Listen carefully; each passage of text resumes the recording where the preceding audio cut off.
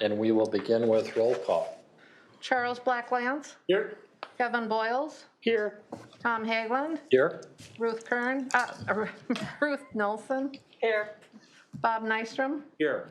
Jana Shogren. Here. All present. Thank you. And please join me in the Pledge of Allegiance.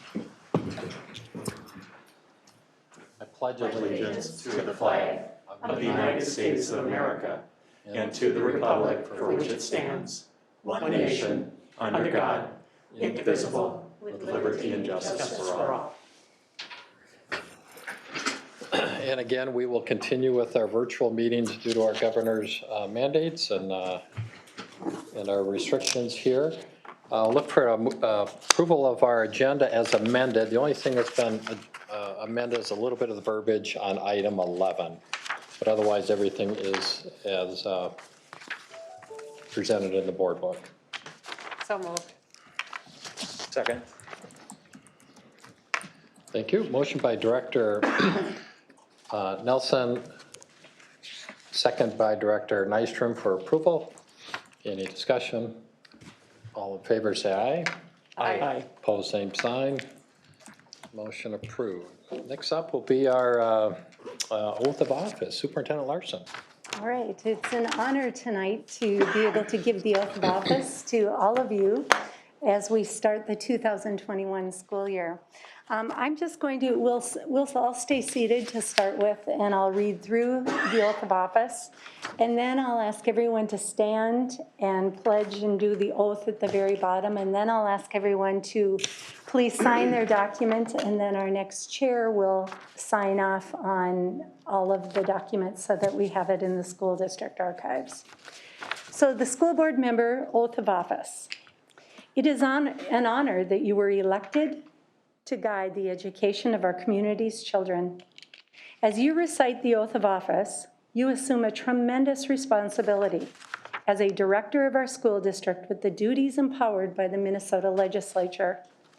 This power puts you and the other members of our school board in a position of being both morally and legally responsible for equitable, quality education for every student in our school district. In carrying out this responsibility, you will be asked to fulfill the roles of vision, structure, accountability, and advocacy. In providing vision, the board will, with extensive participation of the community, envisions the community's educational future and then formulates the goals, defines the outcomes, and sets the course of our public schools. To achieve this vision, the board establishes a structure and creates an environment designed to ensure all students the opportunity to attain their maximum potential through a sound organizational framework. Because as a board, we must be accountable to the community. We must ensure a continuous assessment of student achievement and all conditions affecting the education of our children. As board members, you serve as education's key advocate on behalf of students and our community schools to advance the visions for our schools. Furthermore, we must strive to work together with the superintendent and the staff to lead the district toward fulfilling the vision we have created, fostering excellence for every student in the areas of academic skills and knowledge, citizenship, and personal development. At this time, I ask the Board of Education to please stand and raise your right hand, and we'll repeat together at the bottom. I'll let you do it. So, I swear that I will support the Constitution of the United States and of this state, and that I will discharge faithfully the duties of the office of school board member of Independent School District number 181 to the best of my judgment and ability. Congratulations. You may all sign and date your oath of office. Proud to have you aboard.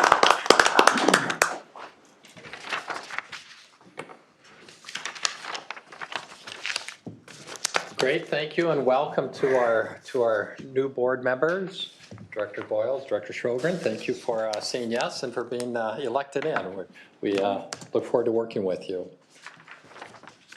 All right, our first business here in our organizational meeting will be to select a new officer, chairperson for 2021.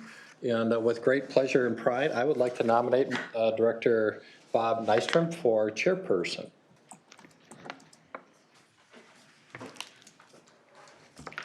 Are there any other nominations? Hearing none, we'll proceed to vote. All in favor of selecting chairperson Director Nystrom as chairperson for 2021, please say aye. Aye. Opposed, same sign. Congratulations, Director Nystrom. It is all yours.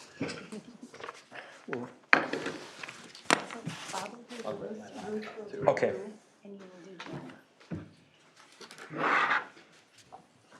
Congratulations.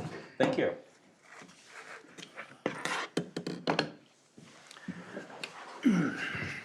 I left the chair high.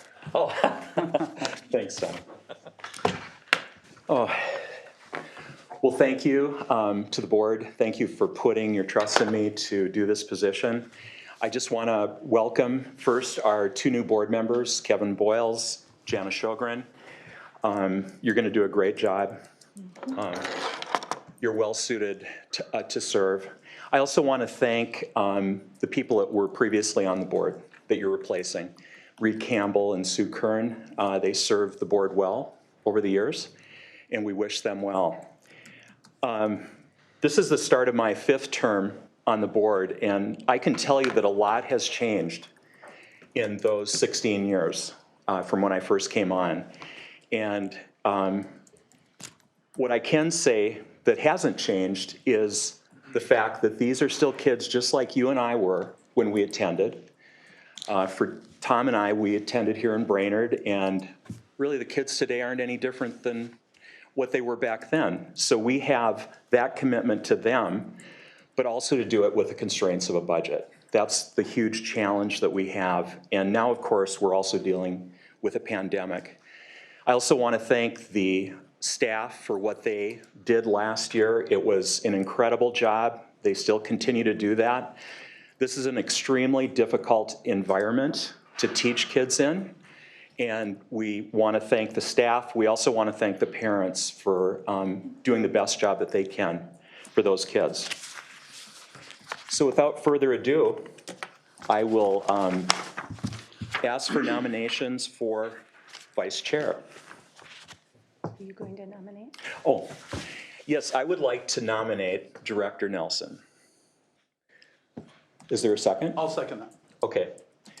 So we have a motion on the floor by myself and second by Director Blacklance to have Director Nelson as vice chair. All those in favor, say aye.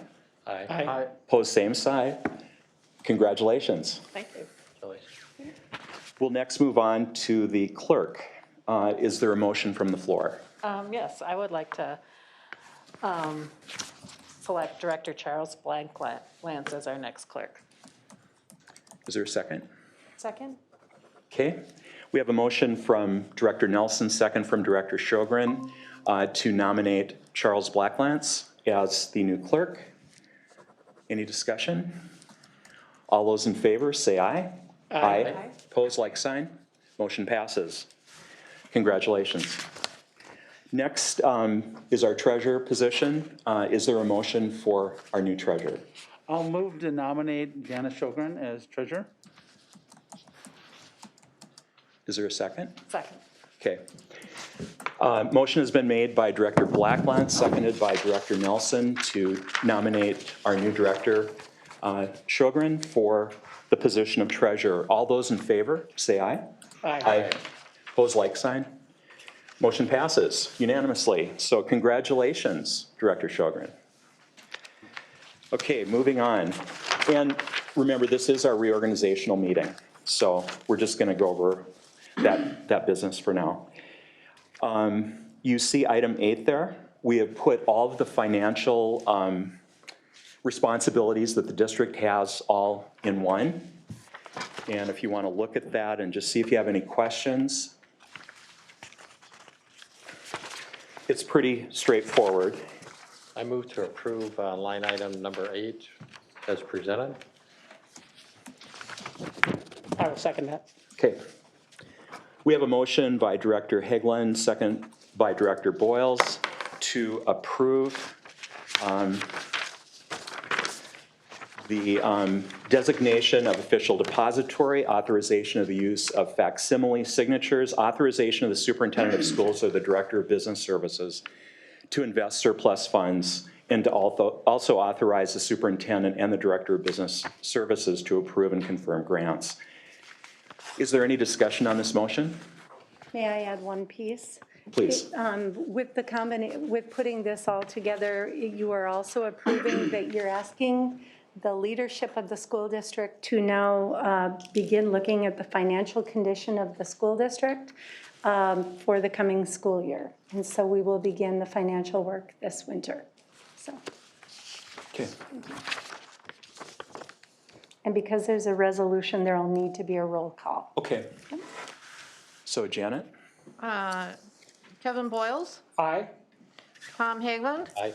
Ruth Nelson, Yes. Bob Nystrom, Aye. Jana Shogren, Yes?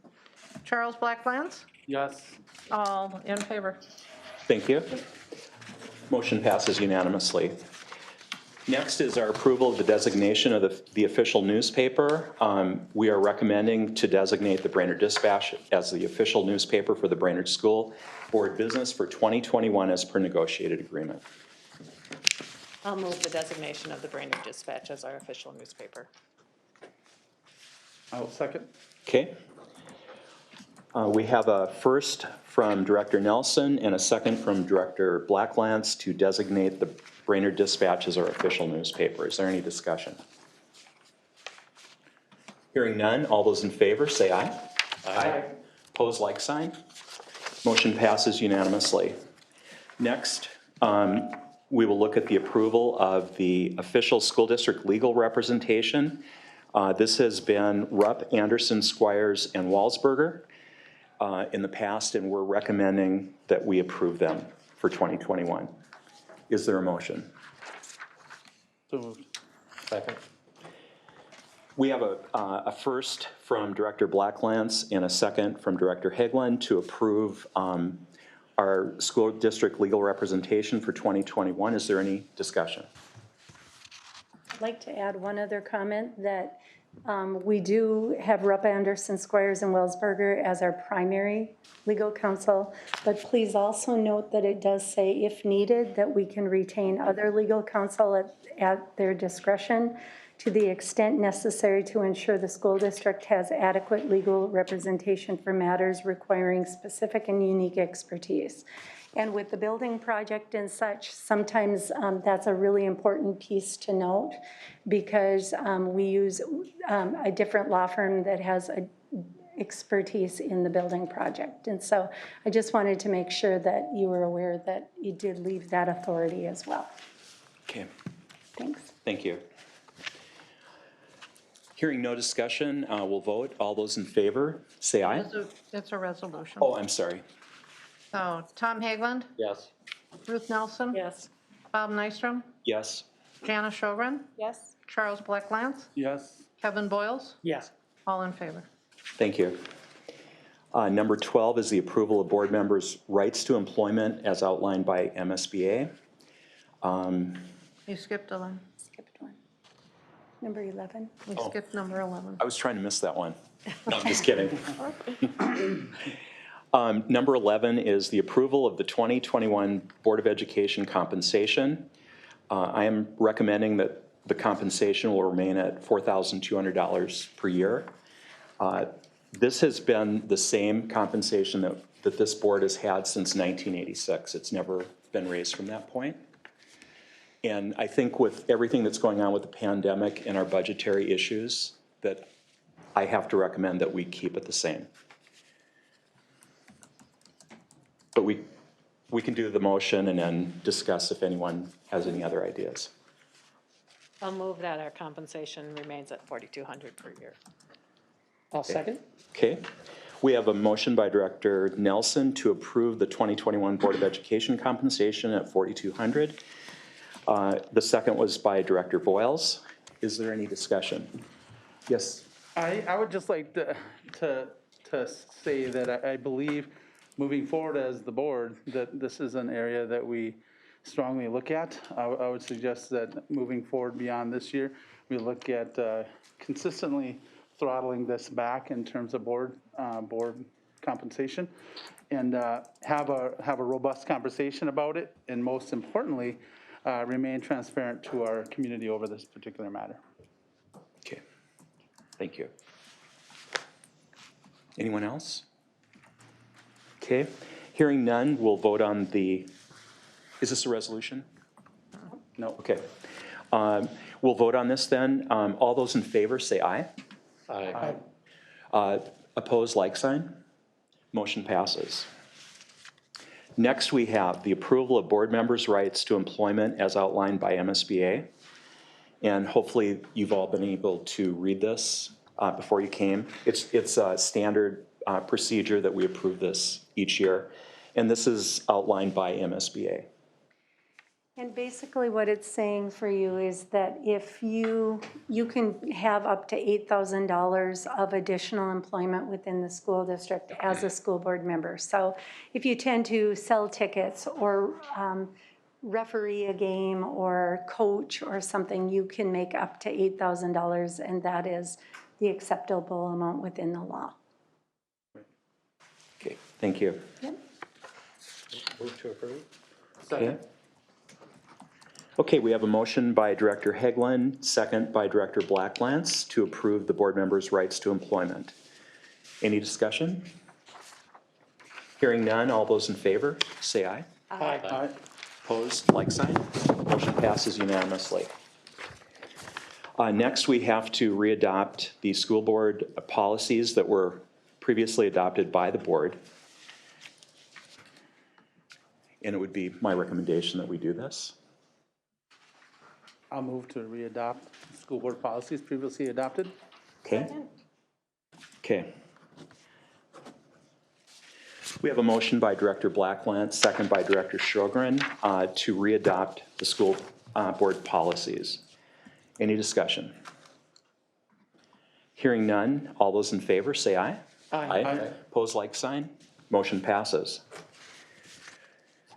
Next, we have to establish the date, time, and place of the regular school board meetings for the 2021 calendar year. Approval of board lead representatives for the 2021 school year is presented, and approval of board representative assignments for district and community groups for the 2021 calendar year is presented. Superintendent Larson, would you like to say anything? Yeah, I would like to add in here that when I came 5 years ago, the Board of Education met one time per month on the second Tuesday of the month. But once we were so blessed to have our referendum pass, we knew that there was a lot more board action that needed to be taken in a timely manner.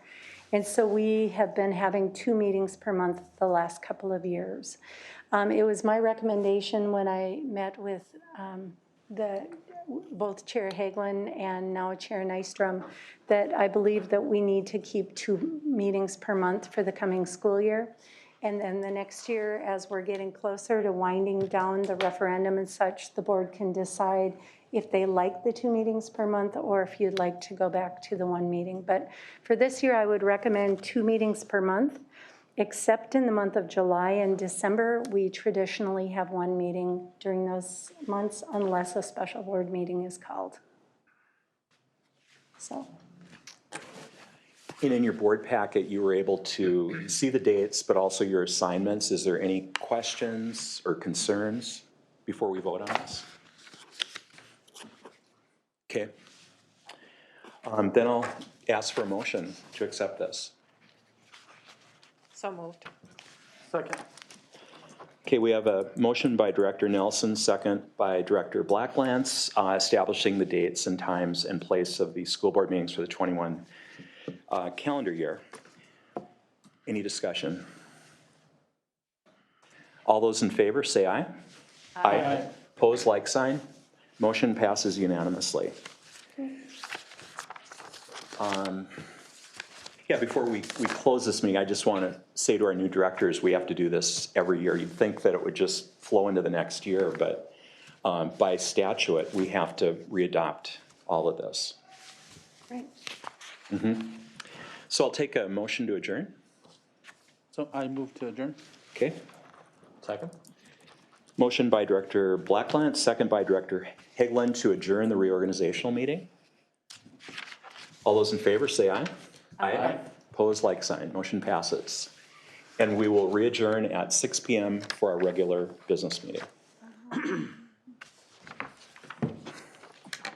you advertised it, did you say, or we can go directly into it? I don't remember how it went out. I can look.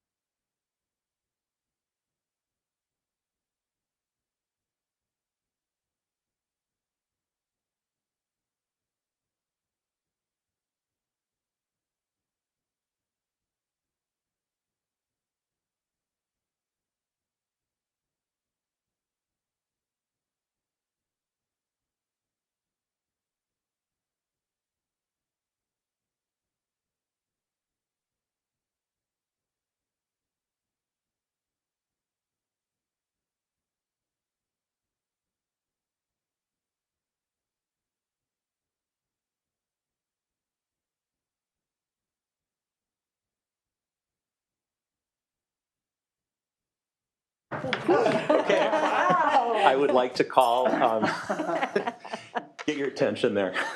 They're not used to that. I'd like to call our regularly scheduled semi-monthly school board meeting to order. I'd like to start with, first of all, we say this every time, but due to COVID, typically this would have been a virtual meeting. But because we have 2 new members tonight, we wanted to make this special for you guys. So that's why we met this way. And I apologize for not wearing a mask. I can just talk better and my glasses don't fog up. So I think we're social distancing far enough. Next, we have approval of the agenda as amended. If we have a motion on that. So moved. Second?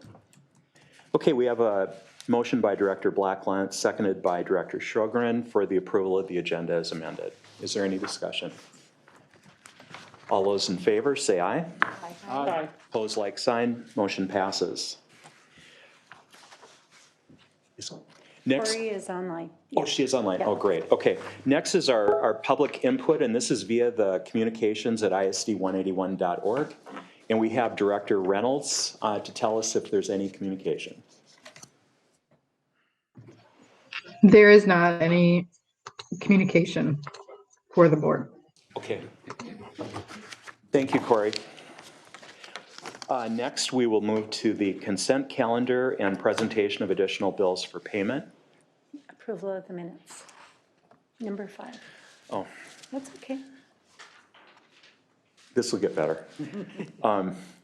Approval of the minutes, I'll take a motion for the regular board meeting of December 14th. So moved.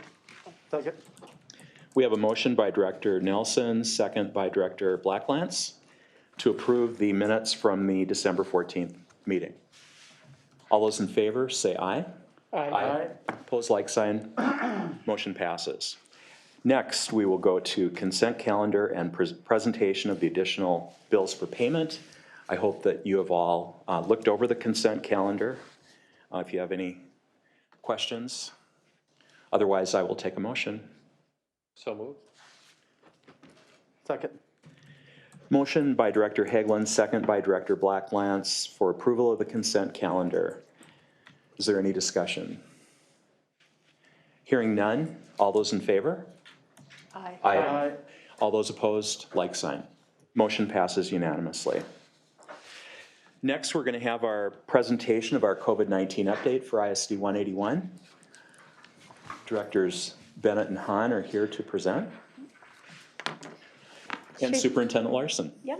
I should tell you that since we pulled this together, we never had a chance to practice it. So we're Oh. going to be practicing on you tonight, I think. So Okay, you guys are pros. it's quite extensive. So Yeah. yeah, it'll be good. Lots has changed. It's not here. Board background. It disappeared. It's on my head again. Oh, maybe it's far up there. Nope. While she's getting that, Yeah. as the Board of Education knows, our last board meeting was December 14th, and on the 16th of December, the governor came out with many different changes to the executive order. Since that time, there have been revisions to the Safe Learning Plan. So December 16th, December 21st with face coverings, barriers, and athletics. On 12/29 of 2020 in transportation changes, and on January 8th is our most updated Safe Learning Plan. So as you can tell, since our last board meeting, we have had a significant amount of change in just what has been required of us and recommended to us. And so tonight what we're going to do is we're going to tell you where we know we are as of today. We expect that there will be changes and revisions that are coming up, but we feel that we're on top of this and we want to share with you our plan moving forward for our elementary and for our secondary students as we move forward over the course of the next month or so. So Heidi, do you want to? Sure. Welcome. So Director Nystrom, and welcome to our new Director Shrogren and Director Boyles. You'll get used to this. I'm sure you've been paying attention all year. So members of the board, thanks for having us once again, and special thanks to Director Nelson. She joined our 5th grade team today. You're gonna learn as we go through this, what's unique is 5th grade seems to really be in a unique, odd, don't quite fit the puzzle. Reason being is 5th grade really in the executive order is considered elementary. However, we have them housed in a large middle school, and there's lots of students. So we had a long meeting with them today, a leadership team, to try to look at problem solve with that. So, and major changes since the original executive order came out in 12/16, like Lane explained. There's been, I think we've had them updated all the way even up to date from transportation and some additional things that are happening. So we're gonna review where we're at with the grade levels and just give you all the updates, starting with what a rolling start means, what our secondary return to school models are looking like, just explain to you how we're having consultations with our regional, local, and union leadership teams. A lot of discussion about mask and shields being worn together and the changes that have occurred there, as well as youth activities and sports updates. Right now, the data points that we continue to review, our case county counts per 10,000. What's really changed in this executive order with the elementary, the county case numbers really do not apply to our elementary. What they're focusing on with those case county counts, that's quite the sentence, is our secondary. And so when we work with our consultation teams, they're really looking to approve what we're gonna do with our secondary students. And again, that's where 5th grade's in this unique spot. So we have to provide a written plan that they have to approve. That consultation team consists of people from Sortswell, that's considered our regional support team, as well as we have an epidemiologist and an RN that works with Minnesota Department of Health. They put all that data together, and only through that can we have approval to return to any model, in particular at the secondary level. So we had a case consultation last Wednesday, which is where we came to our first proposal. Right now, we're looking to schedule the consultation as to where we'll continue to move forward. And in that consultation that we had on Wednesday, when we sent out the letter with the chart that was attached to it, that was our plan moving forward, and that has been approved by the state, by MDH, the Minnesota Department of Education, our regional, our local, and our county task forces. And so we're pleased with that we have that acceptability at this point. Current numbers, just right now, we have 27 staff quarantined. 10 of those are paraprofessionals, and we've had 7 positive staff cases since January 1st. Right now, we're at an unknown number of students in quarantine or potentially testing positive just due to being in distance learning. We have noticed today, as families are starting to think about returning back to school, they are starting to notify Angie Hamilton. So when we look at that tracking, we get notified every time a form's submitted. Our emails are filling up a lot today. So families are doing a nice job because we need to have that data as we plan to return. Our bi-monthly updates, the last one went out January 8th from Superintendent Larson, and we'll look to release one prior to February 1st, or right around that February 1st, as we look to make that next learning model transition. We anticipate on further ongoing guidance and changes that seem to be rapidly happening. Safe learning plan updates, we're gonna review some of those. They continue to change. Testing on-site for school personnel, Angie Hamilton has been working very closely to get tests ordered for our staff. So we're required that once our staff come on site and start teaching in person, we have to have the availability to test those staff every 2 weeks.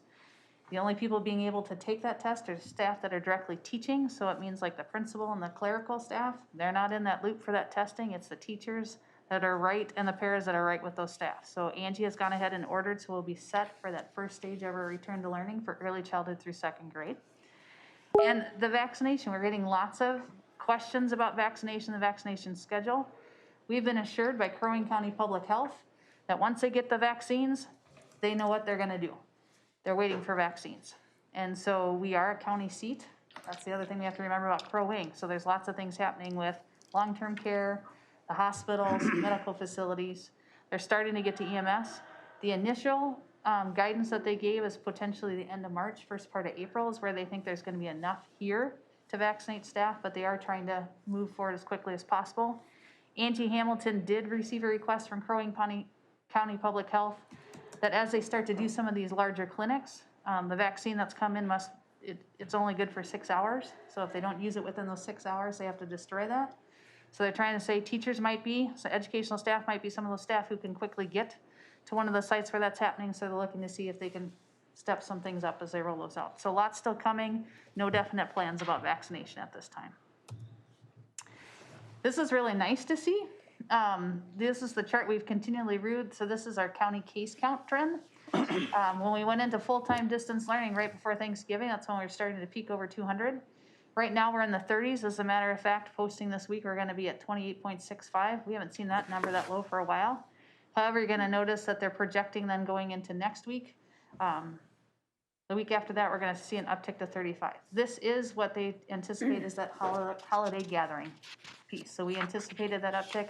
It's not rising as quickly as they like, but because it's upticking, that's where they came back and kind of put a pause on our 5th grade kind of coming back with being attached to that middle school.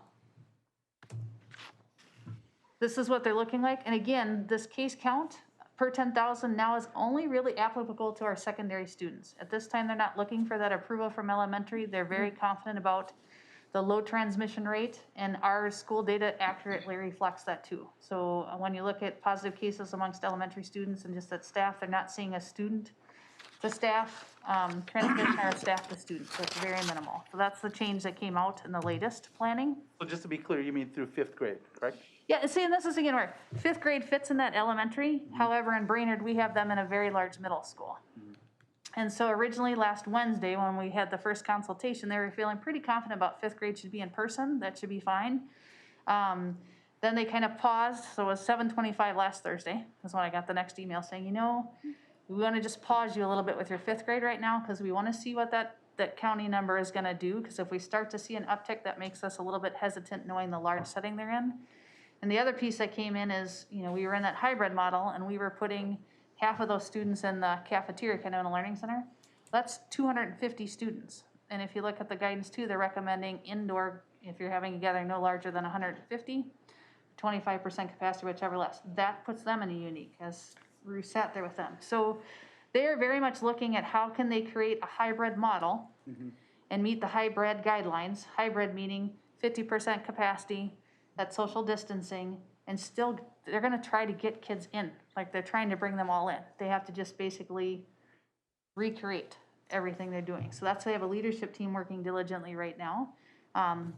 Director Nelson will know too, there's a lot of anxiety. They found something that was working. They were feeling very protected and safe. You know, staff are anxious about being in that bubble, and we assured them too that we will not do anything unless the Department of Health says that's okay to do. So, and that's where the change from Wednesday of last week after consultation to Thursday night was, hey, pause on your 5th grade. Let's see what's going to happen with that data. And as you'll know, 5th grade is operating very much like an elementary. They have staff that are supporting distance learning cohorts, just like our K-4. Unlike our 6th through 12th graders, 12th grade teachers, they're teaching both in person and distance learning collectively. So really, 5th grade kind of is, Complicated. yeah, if you know a 5th grade teacher, hug them. Air hug them, I guess, is probably what I should have said. Thank you. Yeah, it's a unique, and those are kids that need to be with their staff. So this is the decision tree. If you remember from our last board meeting in December, there was some changes. The largest change that occurred in that December was really the definition of close contact. We got very familiar with tracking and doing all of our contact tracing, meaning close contact used to be within 6 feet per 15 minutes. That change that you recall from Angie explained to you last time, now close contact is within 6 feet for a cumulative 15 minutes over a 24-hour period. That's a significant change. And that's really, when you start to look at that secondary, it's very hard. So if you think about that cafeteria model we used to have and you're looking at cumulative exposure, that's what's creating some of those changes in that model. Director Hein? Yes. Could you please just briefly explain to our new directors what the decision tree is? They may not know or understand that. Sure. You should laminate a copy and keep it with you at all times, Kevin. As we do. So when it really comes to if a student or if a staff member is starting to have symptoms, we really follow this decision tree. So our nursing staff within our buildings are trained in this, our COVID coordinator and the support staff.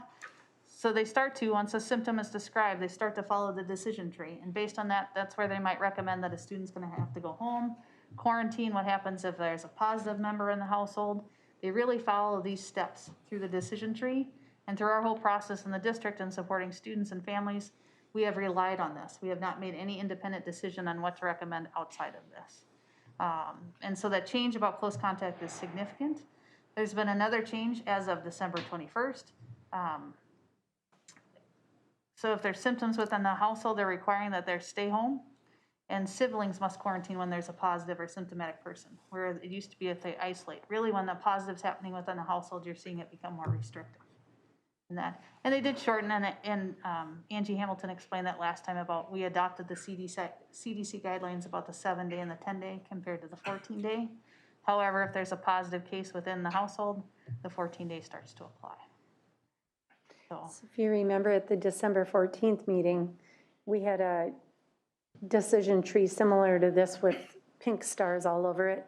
And these are the newest stars since the 14th meeting, which just happened a week later. So it's forever changing, so. Thank you. it's nice that with Angie Hamilton coming on, and now we have a support staff with her, we also have Teresa Kretschmann, who's kind of taken on that on-call backup. So really, at any point in time, our staff are having access, and families are having access to get that information through the COVID communication line. Update, this is even more of an update. Review. So we've talked about that. At this time, 11 staff, 19 students. We're not real confident with that just because of, we talked about so many students in distance learning.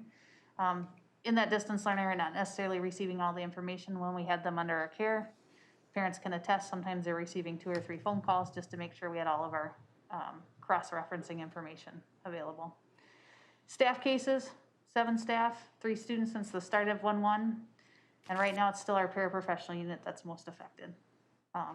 And these, just to keep in mind, our paraprofessionals have been absolutely incredibly, they're unbelievable. So they've been doing emergency care.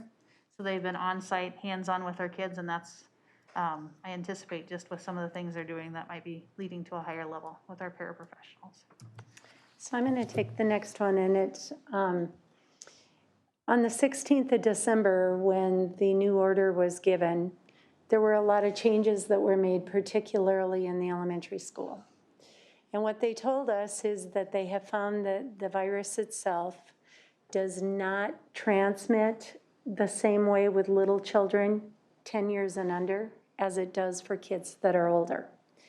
And so, as you remember when we talked about the goals from the very beginning, we wanted to make sure the safety and security of our staff and our students. And the second goal was to try to get our elementary children in front of their teachers as much as we possibly can. And that is exactly what the new executive order did. Is it said, we want to make sure that you start bringing in the elementary kids in person with their teacher. And you don't have to use the county data as far as whatever your number is. You don't have to use the county data with your elementary children. And you can bring the kids in 3 grade bands at a time, 2 weeks apart. And so when it started, it was kindergarten through grade 2. And then 2 weeks later, starting on the 18th of January. And then 2 weeks later, you could bring in grades 3, 4, 5. But again, Brainerd is different. And so we kind of pled our case about, we have our early learners, our kindergarten, 1st and 2nd grade. And so what they agreed to for our school and every school in the state is that if your early childhood is totally separate of the rest of your school, and they don't interact with your kindergarten, 1st grade, 2nd grade, anybody, that you can bring them in separate and K through 2 at the same time. And so we are really fortunate because on Tuesday, January 19th, we have a staff in-service day on the 18th. But on the 19th, we are able to bring in our early childhood children to all of their sites and our kindergarten through grade 2 kids with all of their teachers. And I'm not going to read through, neither Heidi nor I are going to read through all of this because you got it last weekend, but we're just going to hit a few of the high points. First of all, we took a look at the special education services, and we wanted to accommodate as many of our children with special needs as we possibly could. And so if you look under K2, we will have all of our children that qualify for special education in K through 2, but we are also going to bring our children in grades 3 and 4 who qualify for setting 3 self-contained classrooms at that same time.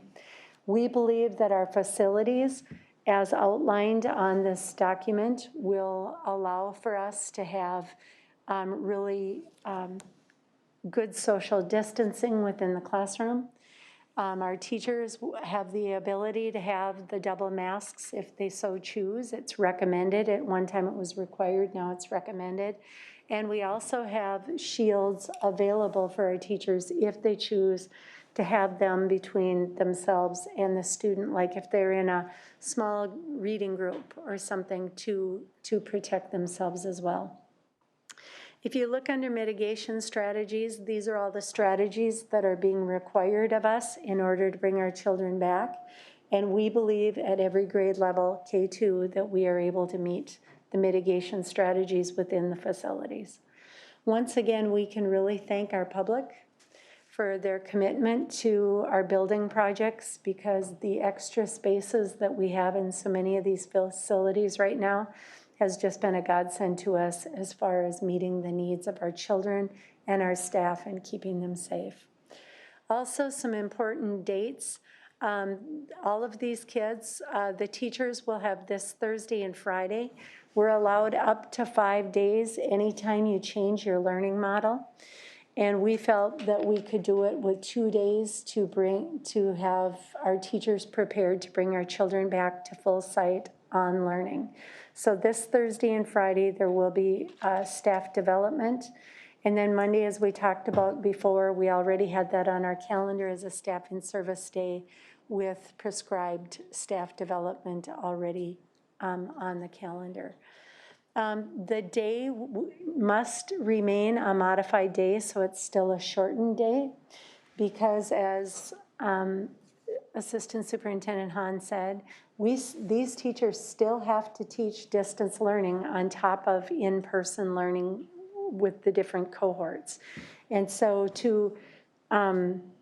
throughout our whole school, if we're keeping all of our staff the same, many of our teachers are duplicating, and we have to allow the time for prep time, for distance learning, and for meeting the needs in our school. So the 1:45 checkout, approximately, it's a little bit different at each building, but will be taken care of.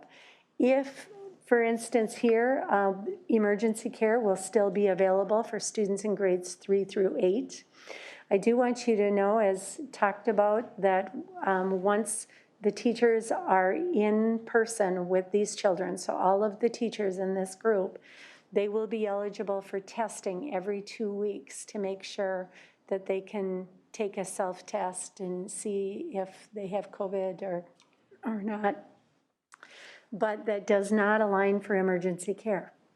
And so there's still challenges that we're making when we meet with the state, when we meet with our regional teams and so on.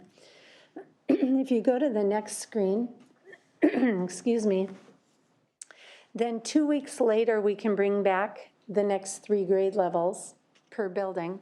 And because of what our framework is up to 4th grade, our 3rd and 4th grade students will be coming back on February 1st, on Monday that day. So prior to that, if there are any changes that come as far as the executive order, the safe learning plan, anything like that, it'll all come out in the communication that I'll be sending from my office as we did last Friday.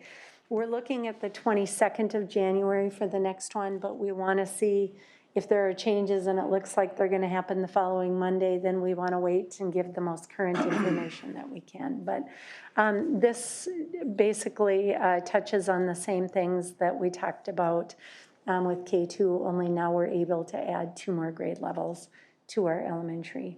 Lynn, can I ask that question, or Heidi? Yep.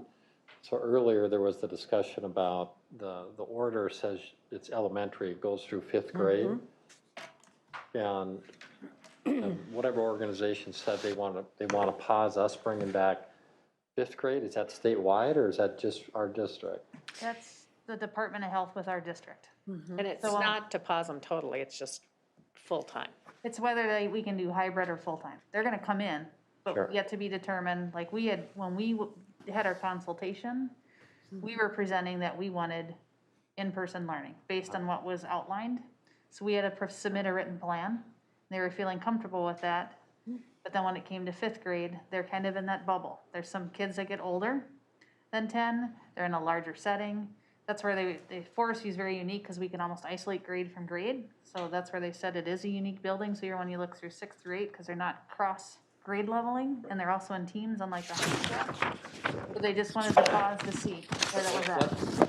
I understand. What's different with our district versus other districts regarding fifth grade? Why are they pausing Brainerd's fifth grade?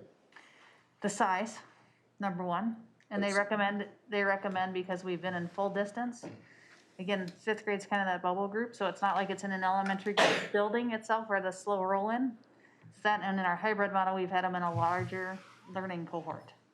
So It seems to me though, I mean, we're so fortunate that we have a separate building that would only house fifth grade. the difference is too, right now, we have sections in fifth grade. Like if I'm a science teacher, I might have 35, 36 kids in my classroom. We don't have 35 kids in an elementary classroom. So that's one of the things when we look at social distancing and separating them. We created those smaller learning cohorts in the elementary. We didn't do that in the middle school. So that's one of the, Are there any other districts in the state that they're pausing fifth grade? yeah, it depends again on sizes and where they're Size at. of the classroom or total size of the class? Size, when you look at the number of kids in a classroom in those sections. So we're gonna work with capacity. So like Director Nelson sat with us today. So is there a way with one of those larger science classes, is there a way that we can break them down? So they're not 36 in a room. And the other thing is they're kind of that bubble group where it was different. If I saw us roll in K2, or even K2, or like I look at Discovery Woods, if they're gonna go K2 and then 3-6, they can watch what happens within that building and then the next building to see if they need to pause. They know with us, they just wanted to pause at that fifth grade. So they wanted to see the data.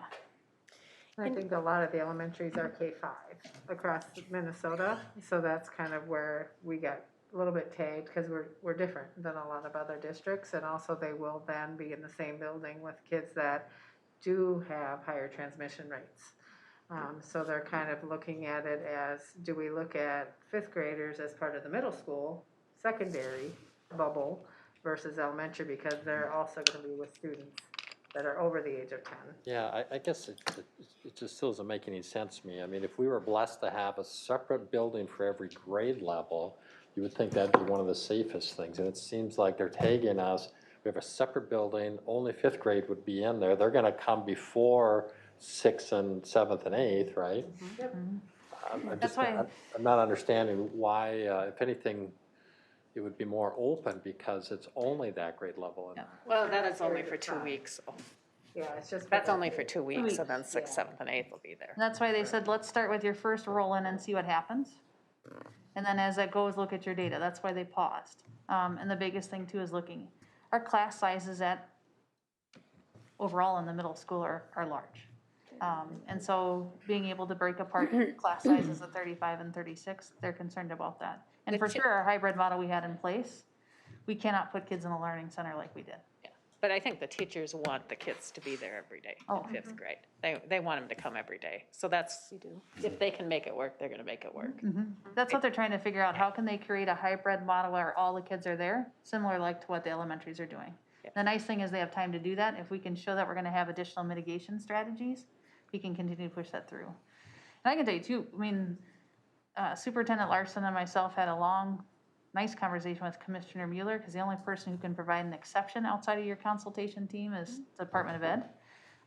We really lobbed or advocated for K-4 coming back together, because we have some really small elementary schools. Tried to help us too. Yeah, It was, she was And she good. really tried with that fifth grade. It is unique though, because it is gonna be in that larger setting. So right now they put us on a pause. And the other, They did a lot of brainstorming today, so I think they'll come up with something too. The other thing that when we met with her, is we were trying to get everybody back by February 1st if our numbers continued to go down, and we felt that we could. But what they shared with us is that secondary, so middle schools and high schools, that they are only approved for hybrids. They are not approved to come back in person. And then it kind of, it just made it so that it wasn't going to work. And so we couldn't get permission for that. But we really feel like we have the next best thing possible. And actually, with this new strain of the virus, we kind of want to watch that too, as well as the holidays and what happens. So it'll be good. But that's where we kind of do the same thing. Director Hagler, when we had that conversation, but it is that larger building in the craft for now, until we We can come pled up our case really hard, so. We did, and the nice thing is, we have lots of the checklist of return to in-person. You know, I reviewed that, we're gonna review that a little bit further, so we're meeting those. So I really think it's gonna be dependent on what they see trend data happening. We've showed that we can identify overall our numbers, like our localized data numbers that I shared with our 5th grade team today. Right now, when we look at positive cases that occurred within, let's just say, 5th grade staff, it was not from student, it was from a positive spouse, or we know the high school, college students, we see a connection there. Our students that tested positive, we had 8 5th grade students that tested positive. They were really from a household, like a parent, so they had already been isolated, so they weren't in the building. So we do have that localized data to continue to advocate with, and we'll continue to demonstrate that. But that's the direction we were given as pause at this point. In terms as it relates to the 5th grade, and my daughter will be there for 2 days, and then I think that's how it works, and then portion of the week she'll be at, or every other day, she'll be in the cafeteria, or the cafeteria. That was the old model. So that won't be the case anymore? No, because we can't put 250 kids in a cafeteria. The other interesting thing for 5th grade, this is where they're at too, they really started to go A, B, A, B, A, B. Where if you look at our 6th through 12th, there's Monday, Tuesday, then Thursday, Friday. A lot of that has to deal with when you're looking at transportation and things like that, and then how do you make it equitable for 5th grade students. So the 5th grade staff really feels like that's what students have gotten used to. They know how to do that. Teachers are teaching that A, B. How can they do that? So lots of facets for them. And what's hard for 5th grade too, now it's gonna be another, for the staff who are teaching, it's gonna be another structural thing to adjust to no matter what we do. Because what you had in place, they're not gonna be able to do. Right, well, I'm pleased to hear that, because the angst that I did hear was more about the placement in the cafeteria for the long hours and that type of thing. Absolutely. So they're looking at, they talked about their learning commons. They talked about, let's say I'm that science teacher that has 36. Is there another space that I can go into that makes me meet that 50% capacity? Right now, when it's only 5th grade in there, yes. When we start to move in 6th through 8th grade, those spaces become more limited. So they really are gonna look at how they can do that. Or can they have half the class in and then kind of have a smaller learning cohort and a learning commons? So they're trying to put all those pieces together. They never had to worry about classroom capacity at 50% because we had to split the class equally. Now we have to go back and do the square footage pieces with them, much like we did the elementary. Okay, thank you. And So so one good thing again, is that Forest View classrooms are big enough that they can have like 22 students in there. Yeah. So and some so of the classes aren't any bigger than that. yeah, so there's like a language arts teacher, not a problem. She could run it normally. But again, when you look at how they have to run science, it's very common for science to run 35, 36 kids in a science class. Elective classes are larger. So monitoring all those pieces. More to come, hopefully, and then, 4 or 5 days, we'll continue to communicate with you. I know kids are anxious, teachers are anxious, but I think they're I don't want to call them the unicorn, but that's, the staff all laugh because they never quite fit anything perfectly with the 5th grade. So, but very dedicated staff to problem solving, but very anxious about what's going to happen. So we'll keep moving on. On Monday, February 1st, though, as you saw in the diagram, we also were able to figure out how to get all of our kids back from Lincoln Education Center, the Transitions Program, our Setting Forward program, and the Brainerd Learning Center Alternative Program. And so we're pleased because we keep getting more and more kids that we're able to move forward. I think it's important to note that even though these kids are older students, the difference is their programs are so small, they already have mitigation measures. So like Lincoln, they're not moving. Like high school kids move, Lincoln Education Centers aren't moving. They're staying in their classroom cohort. The Brainerd Learning Center is already working in smaller class sizes at 50% capacity, or they're coming in at scheduled hours. So with that separate site and the mitigation factors, they were approved to come in. So everything that we've talked about thus far is pretty much in stone, unless like we really get an outcry of COVID or something like that. Everything up until February 1st, we have approval for, it's ready to go, and our teachers are doing all the prep that they need to move forward. When you move to the next sheet, you see the big yellow line and it says, please be advised, all plans beyond this point remain tentative and are subject to future updates. Watch for further communication as the district reviews updated county and district data points and converses with MDH, MDE, Regional Incident Command Team, and Crow Wing County. This is what we have approval for right now. And Heidi will start going through it, but if things just stay as they are or get better, we feel that we've got a great plan and we know exactly what we're gonna do, but we have to watch again to see if we get changed. I had a couple different emails and calls today with people upset, and they'll say, well, these different schools are doing it differently. And it's like, yeah, they are, but the problem is they've met with all these groups as well, but their situation is different than ours. And so they take each school district differently, and this is what they've approved for us at this point, so. So we've been talking a lot about the 5th grade, so they're gonna come in, they're coming back to on-site learning on February 1st. What has to be determined? Will it be a modified in-person learning model? Will it be more of that hybrid A-B schedule model? Those are the nuances we have to figure out. Just to that defense, to Director Hagelin's question, they also said if you could demonstrate and bring them in a hybrid and you see things sustain, then they would be much more comfortable approving that full in-person too. So they're willing to look at that gradual, they just wanna give us time to look at that.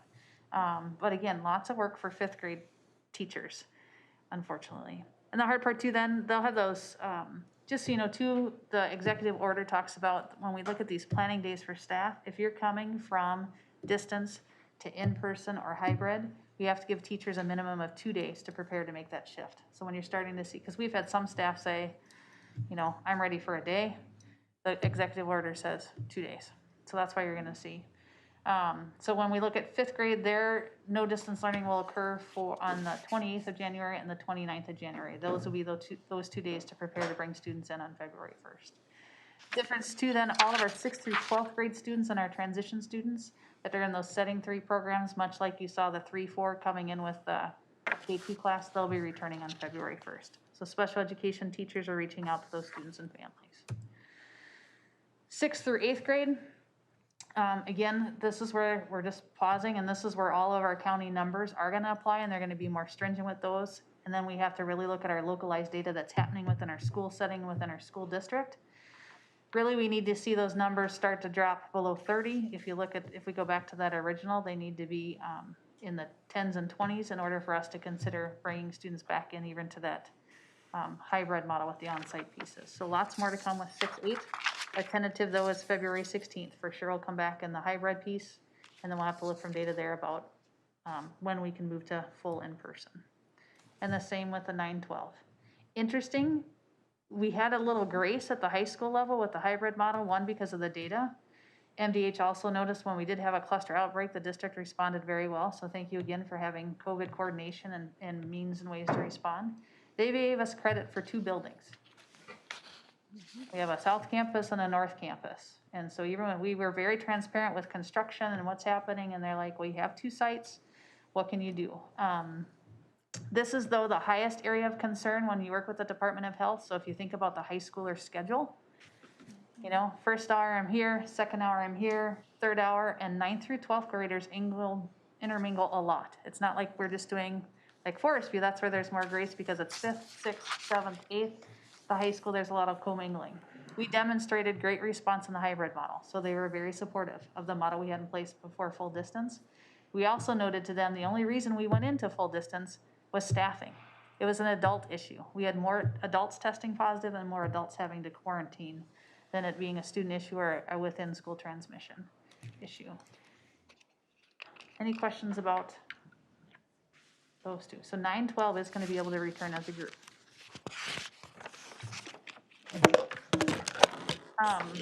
Extracurriculars, we're all excited. They started practices last Monday. Our junior high was starting their practices today on the 11th. Contests are gonna start beginning on January 14th. Lots of mitigation. The biggest one that you're paying attention to is now when they're participating and they have to be masked. So there's a lot of questions about that, but what I've heard so far from Charlie and Derek is the kids handle it better than the adults do. Let's just say that. Really looking at reducing the capacity on buses. There's guidelines because if there's gonna be a positive case, because of the length our athletes travel at the high school level, more than likely you would put out a whole bus. So really following the mitigation strategies with on the bus. Spectator restrictions, this is now where you're starting to see some of youth guidance and when you look at large gatherings and student pieces. So restrictions, 25% or 150 at indoor, 25% or 250 at outdoor. Charlie and Derek are gonna be working closely to see, because at swimming, there's no way we're at 150 are gonna fit in the swimming and 25% is even less at that. So lots of questions when it comes to the particular activity. They should reach out to the activities office regarding spectators at events. Middle school is gonna continue the intramural kind of format. They're not traveling. We're gonna just have the travel be at the high school level. And then the goal is for the full competitive schedule to resume for our spring sports. And the middle school is definitely adopting and following all the guidelines that are put out by the State High School League. So they'll follow very similar. If you're 5th through 12th grade and the activities, you'll be on those same guidance.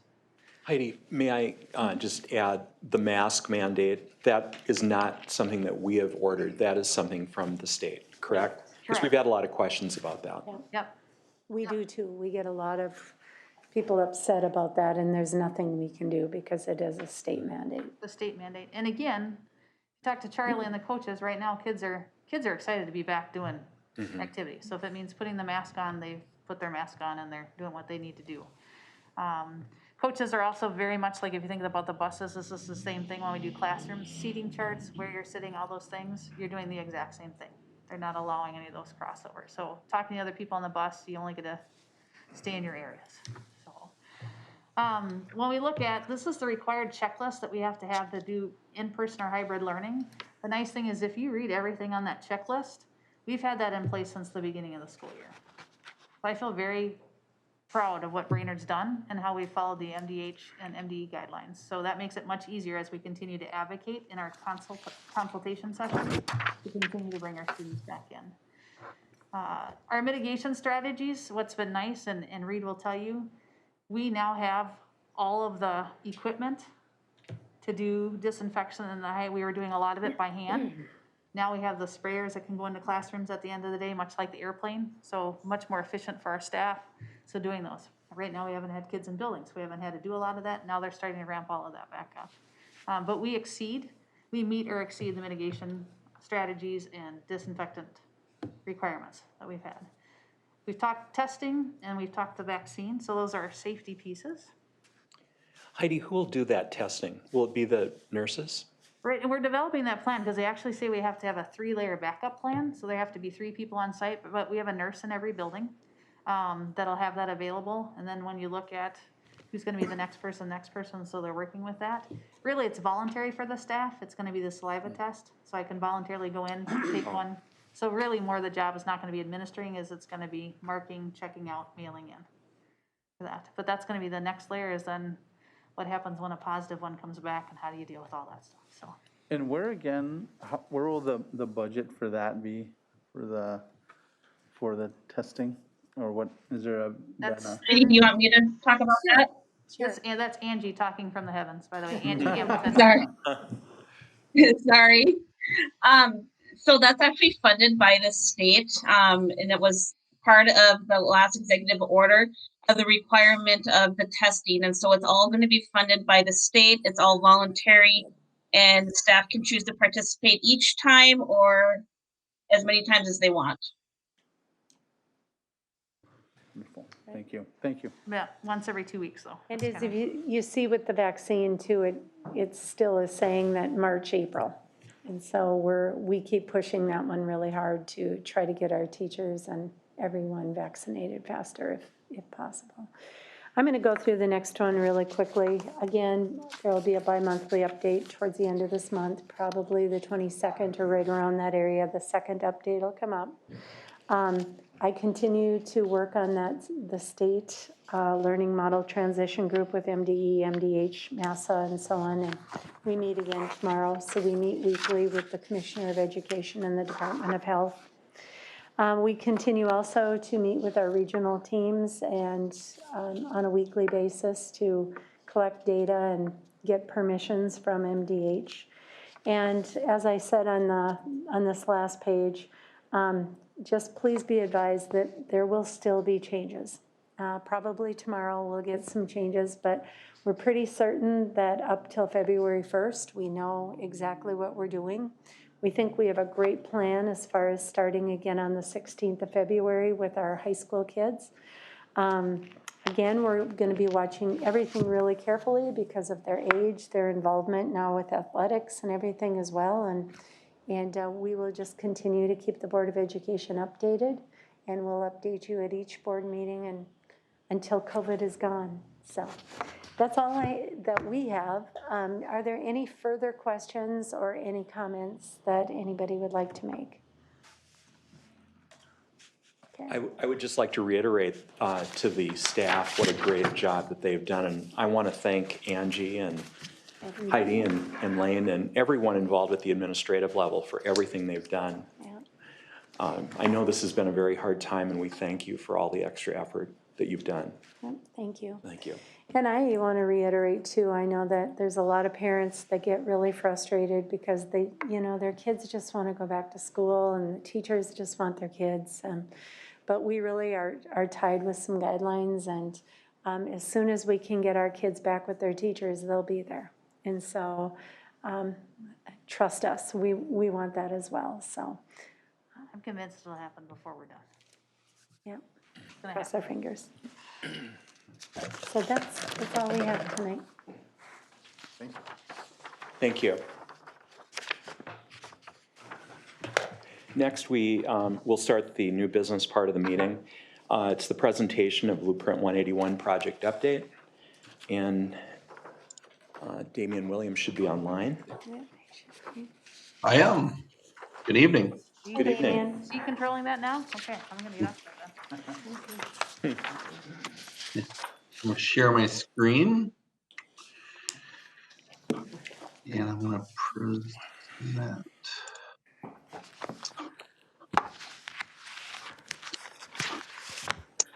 Something that's not quite right here.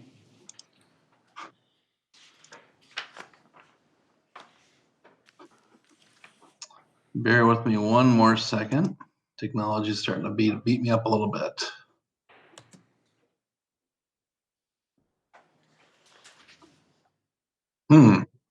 Interesting.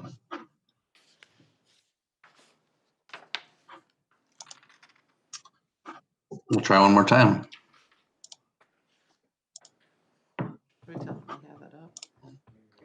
Okay. We finally got it. Sorry about that. Sorry for the delay. Our presentation tonight, our bond improvements update, January 11th, 2021. We'll be doing project updates for all of the projects tonight. And we got Scott Whitmore, who's going to start with the high school project. You there, Scott? I am. All right, project update, Area 2. We received some damaged S-type lightings, which is, we just got them back. So the upper left-hand corner picture there, we have them installed, or they're in the process of being installed right now. That'll finish up our above ceiling inspections, and we can get the ceilings finished. Other than that, we're working on accent finishes. Again, that upper left-hand picture, those are Marlite panels going in. That's the second floor lobby. We've also got them going in around the elevator pit and down into the main floor lobby as well. Inside the auditorium, concrete's ongoing. We are down to just the center seating portion, and the stage, the front wall of the orchestra pit has been poured, and That's going to be coming to a close here in the very near future. Once that's done, we'll finish up the rest of our framing and get the rest of the theatrical equipment installed. The picture in the upper right-hand corner is from the catwalk. The acoustical sound clouds have been installed, as well as much of the theatrical lighting. Area 6, which would be kind of that main commons area, we are finishing up installing the last of the furniture, the built-in furniture that goes in there. El Terrazzo is complete with the exception of one small area that goes to Student Success Center, which they started on today. And that will finalize the Area 6 Commons. It'll just be a couple little small odds and ends items that need to go in there, some signage and things of that nature. Area 10, pool foundations, pool footings and foundations are ongoing. We're trying to get the exterior foundations wrapped up, and then we'll finish the interior shallow next, with the goal to be ready for the precast the week of January 25th. Area 8, terrazzo flooring install. They're ground. They're just putting the final polish coat on right now. Once those are complete, we'll start adding the little ancillary wing walls from the columns, which will round that area off as well. In the first floor, which is indicative of that bottom left-hand corner, our hydronic piping we installed right now. Eventually that ceiling will be lowered this coming summer to hide all that stuff, but that's all the piping that will serve the pool foundation. So just to get, or the pool building, I should say. So we're getting a head start on that portion of the project, getting it pre-run over there. So that way when the building's ready, we just have to attach to it and install all the stuff in the actual pool building. Area 7, which is our CTE expansion. Drywall and taping is ongoing. We're wrapping up with rough-ins in the fax labs area, as well as Warrior Warehouse and the a la carte section. We have started setting steel working from the enclosed building south to the pool, with a goal to have that area completed prior to this summer. Any questions on the Brainerd High School? New board members, do you have any comments or questions? You're good? Will we be able to tour it again anytime soon? The February meeting will be believe going there's- to the high Oh, that's school right, and the yeah. PAC. And then at the last meeting in January, we will go to the Warrior Early Learning Center and Lowell. So, yeah, it's really fun. It's looking great, you guys. Great job. Yeah. Thank you. And South Campus, if I get you, there we go. So we did have the pre-bid meeting January 8th from 2 to about 3 o'clock p.m. We had 54 attendees, including design team and members of the school district. We will be having our addenda being issued out here January 15th, the one and only, and we are shooting. We will be having the bid opening Thursday, January 21st at 2 p.m. Any questions on South Campus?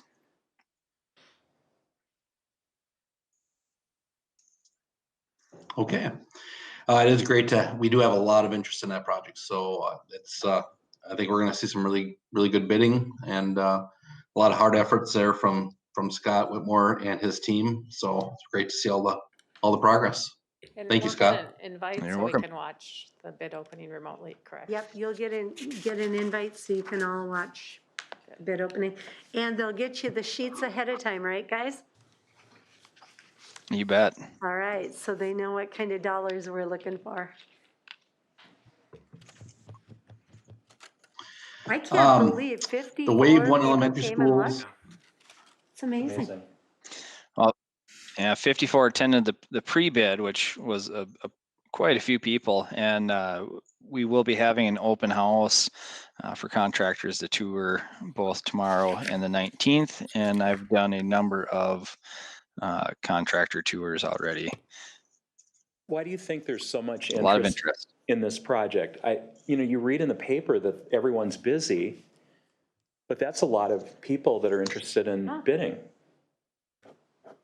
I think we have a couple of really good things going for us here You know, we're hitting the market right after the first of the year, so people are looking to fill their calendars. The project has a very good duration on the project, starting May 31st through August 1st of 2022, and it's a pretty clean project in terms of there's really nothing crazy going on there. We're demoing out a good portion of the building and then remodeling the rest of it. So you know, it's pretty cut and dry, straightforward project. Should be a very smooth project, and I think a lot of people are seeing that, and the plans are really good on this project, and I think that was indicative of the pre-bid not having very many questions related to design items. There's more clarifications around work scope and demo and things of that nature.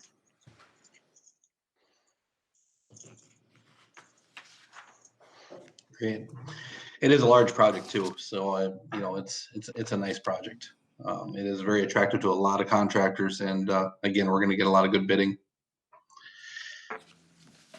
The Wave 1 elementary schools are wrapping up, just working on closeouts on many of them. There's a few odds and ends that we're waiting for, but not a lot of change. New Baxter, punch list commissioning of HVAC, still waiting for our bleachers, which were delayed by COVID for our second gym, but we're going to get those in February here, so that's good news, and we'll have things wrapped up there. Nisswa is in the same, basically virtually the same position. We're waiting for some replacement doors and a couple hardware things to get taken care of, but very close as well. Warrior Early Learning Center, we're working on interior finishes at A and B wings.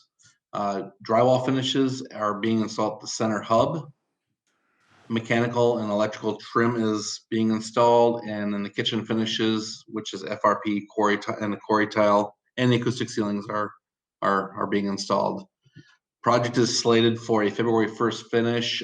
We did lose our drywall crew for about 2 weeks, and so we're close to that date. We're working hard on that. I think we're going to end up finishing up maybe a week past the original deadline, but it's full steam ahead, and the guys are working really hard out there. So, and it's coming together and looking great. So, any questions on Warrior Early Learning Center? We will be doing a tour on January 25th, as mentioned before. So, it should be great for everyone to take a walk through and see.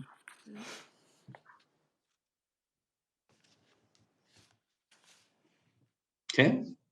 No questions? No questions. Harrison, again, just we did a second walkthrough there and had to put together another list of things to take care of, and then just wrapping up final documentation.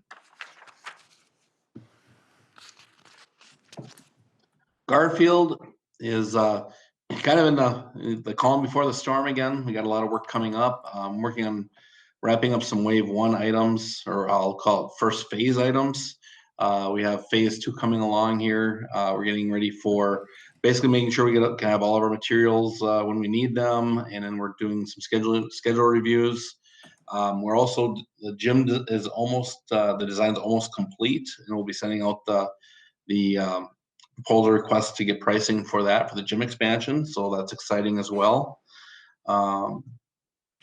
There will be some city meetings that will be having to take place with permitting and whatnot, and that'll be happening sometime after in the month of February. So there'll be some things coming up there. So, but a lot of work behind the scenes right now, but we'll be ready and geared up for summer again. Lowell is casework and countertop installations continuing. Ceiling tile installation has been underway. Doors and hardware installation is continuing. Carpet and VCT installation is continuing. The spaces the new spaces are getting finalized.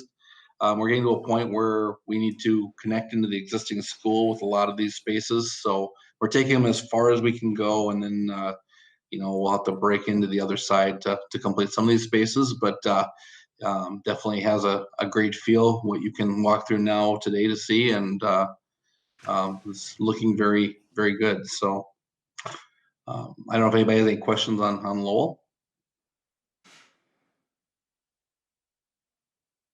No. Our phase 1 completion date was February 1st, and we're right on track with that. So we're gonna have a little bit of downtime. I know our team wants to is eyeing up the lower level, trying to find some areas to work with staff on some early starts. So I know that the Lowell team is working with our team to make that happen. So and again, we're doing a lot of pre-work for the phase 2.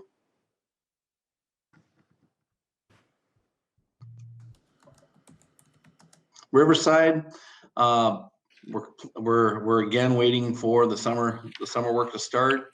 We're working on planning. We're doing a detailed schedule review with contractors and just getting our ducks in a row for a busy summer. So things have gone very well on that site.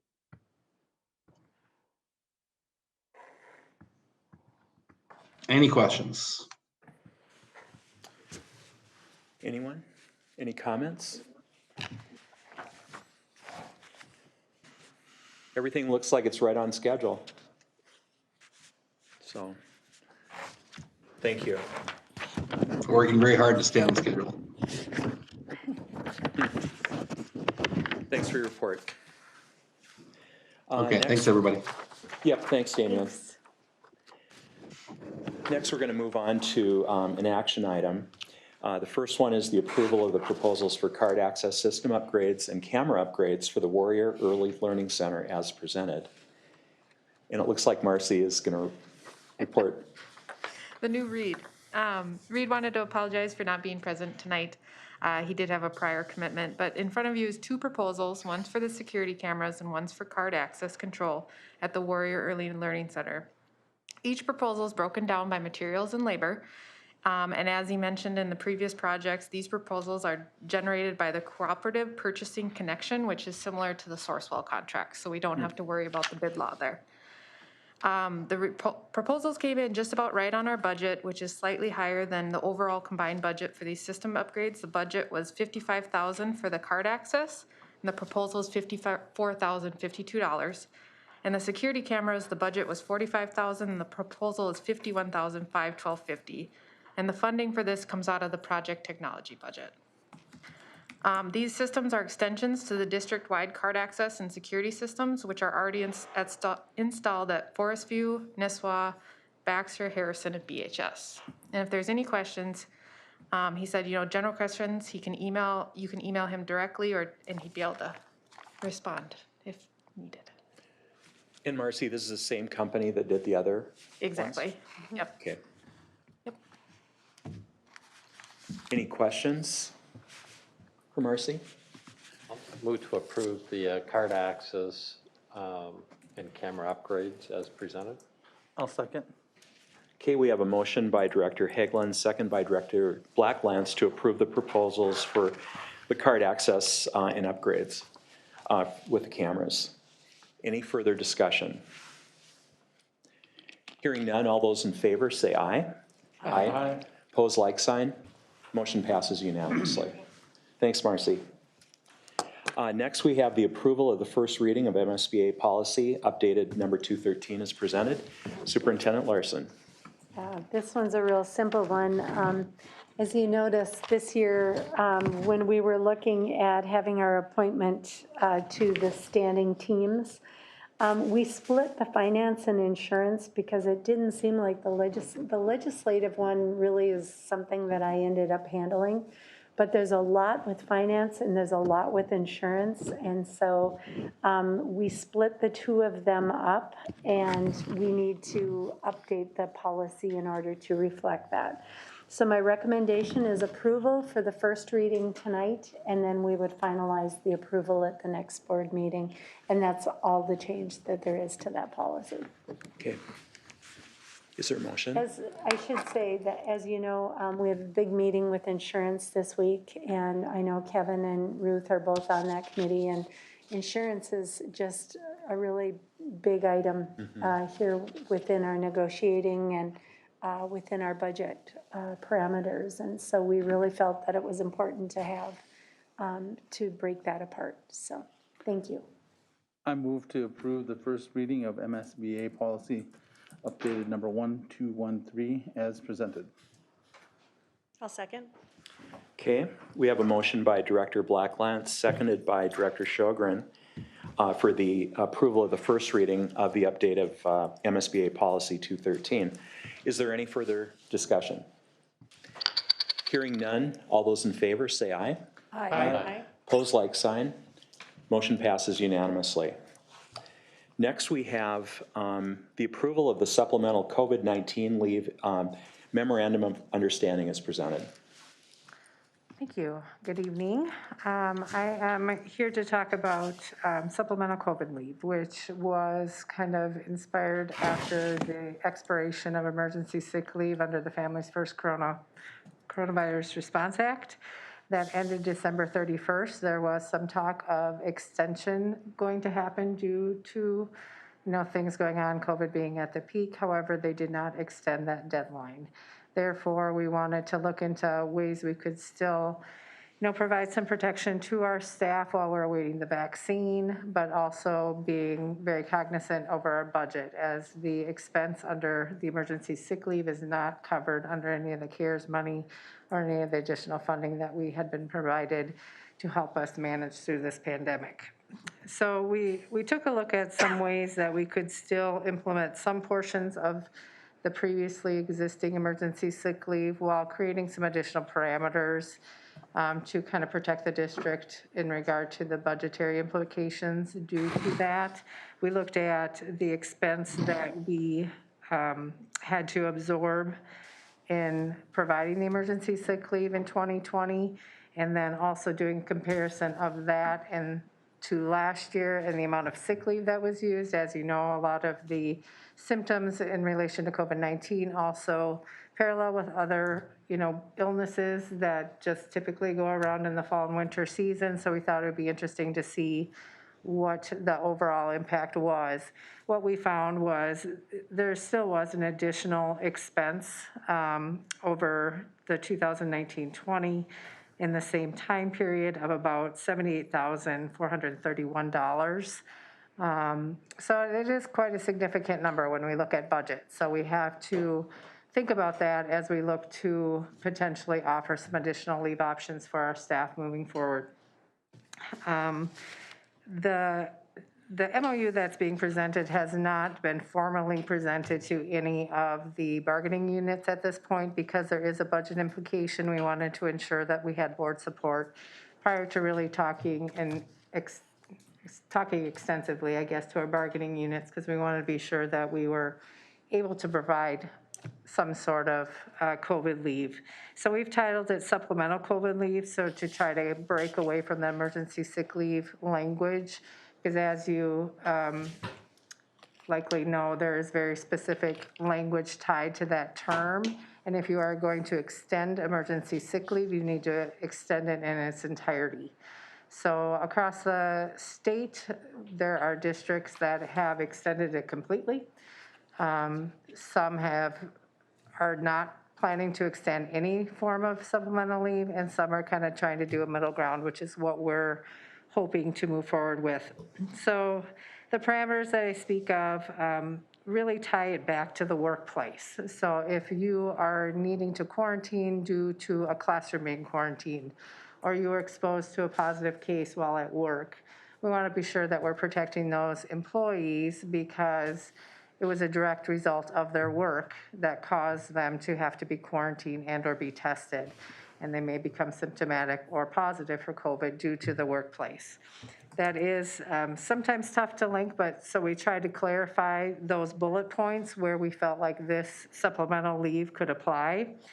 So I have outlined in the template 3 basic areas that we're looking at this point.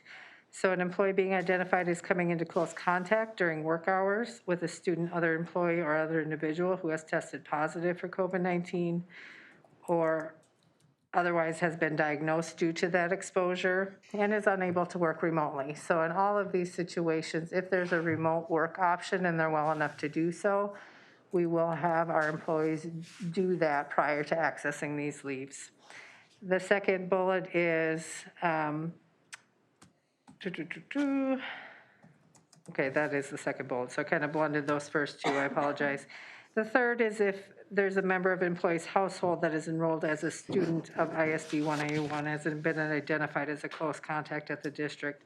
So kind of extending that out a little bit. So a lot of our parents also have students that attend our school. So that student then becomes a close contact or is part of a classroom quarantine, and the parent needs to be at home caring for said student. They would also have access to any of these emergency or supplemental COVID leave during that time if they're unable to work remotely. I also want to state that this is not an additional allotment of 10 days as originally outlined.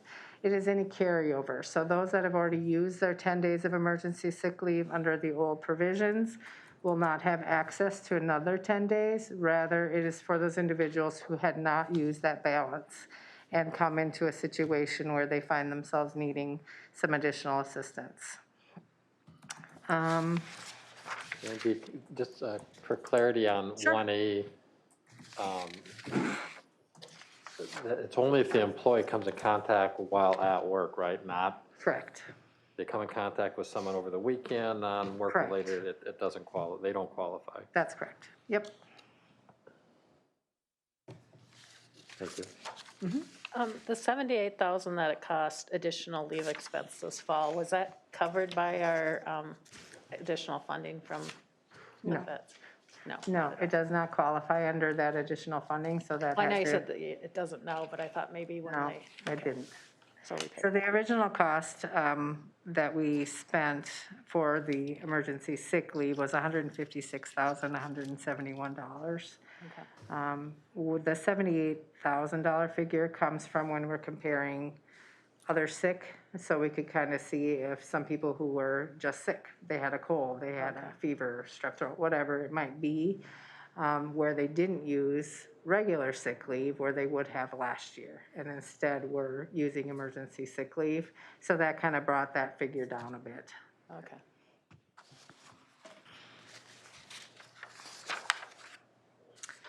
For the term of this, we did indicate that we'd like to offer it for January 1st. Obviously, if it applied to any situations retroactively, we would go back and kind of work with those employees, and currently they're using their own sick time, PTO, personal time, whatever accrued time that they have. We would make those changes if this was granted and agreed upon by the bargaining units. We are proposing to end it March 31st. That is consistent with some of the guidance in the COVID relief bill that was outlined, that if individuals were going to choose to extend the full emergency sick leave and the expanded FMLA, it was only through that March 31st date. Part of the thinking too is the vaccine is going to be coming available towards the end of March, very beginning of April. So we're really wanting to do kind of a bridge to that point, because we don't have the vaccine eligible or available for our staff at this point, that this offers some layer of protection for them, some comfort knowing that they have some additional options if this were to impact them directly. We did indicate on some of the bullet points that if for some reason Congress or the Minnesota legislature comes up with another leave policy that we are required to implement, that would take precedence over this MOU, and then this would terminate at that time. There is some talk that that may still occur, and so we're just going to unfortunately have to wait and see what happens as we change administration. The rest of the MOU is fairly standard language. The only other bullet point I want to discuss is that we are offering superintendent approval for additional leave. as approved by the superintendent, in case that if someone was exposed, became seriously ill, was going to be out or hospitalized for an extended period of time, Superintendent Larson would have the discretion to extend any additional days at that point. Any other questions? I'd just like to ask a generic question. What brought this to the forefront? How did this even come about as a consideration? It has been talked about across the districts in Minnesota for some time, like starting in December, when there was rumors, is it going to be extended? Is it not going to be extended? What are people doing if it's not extended? People were trying to navigate a plan, and then as we heard the timelines for the vaccine, it was brought forward by some of our bargaining units as a consideration, as an extra layer of protection for our employees, just due to the length of time that it's going to be for the vaccine.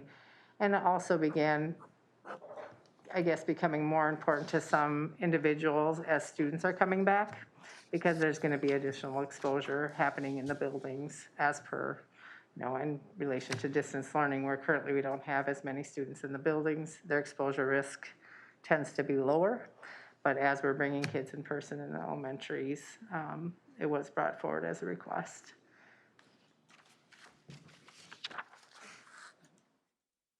Any other questions? No, I think this is a good thing that we should be doing. We should be protecting our teachers. So I'll move the approval of the supplemental COVID-19 leave MOU. I'll second it.